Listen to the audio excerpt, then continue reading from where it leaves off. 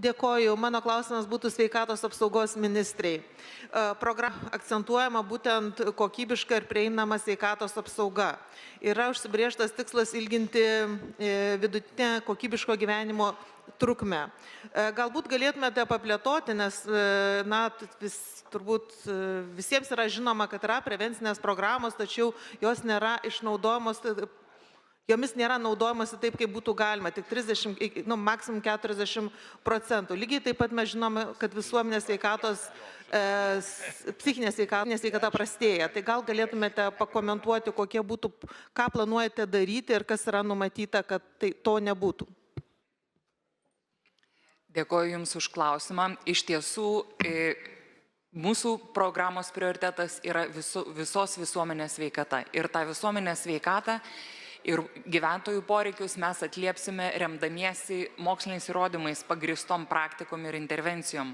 Pirmiausia, atkreipsime dėmesį į populiacijos dalį, kurie neturi kol kas ligų, ir stiprinsime sveikatą. Ir esam numatę dirbti remiantis sveikata visose politikose principų, atsižvelgiant į įvairiausius sveikatą lemiančius veiksnius, įskaitant ir socialinius veiksnius, kurie yra už sveikatos sistemos ribų, ir tam pasitelksime bendradarbiavimą su visuomenės sveikatos priežiūros įstaigomis ir su švietimo sistemos įstaigomis ir kitomis įstaigomis.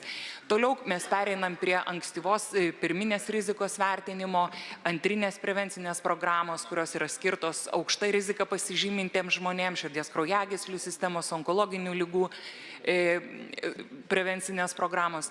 Tai iš tiesų didelį dėmesį skirsime e-sveikatos klausimui, stiprinimui, pertvarkymui sistemos, kad mes turėtumėm patikimus pirminius duomenis, galėtumėm valdyti ir suprasti situaciją ir visus savo sprendimus be abejonės tuomet pagrįsime realiais duomenimis.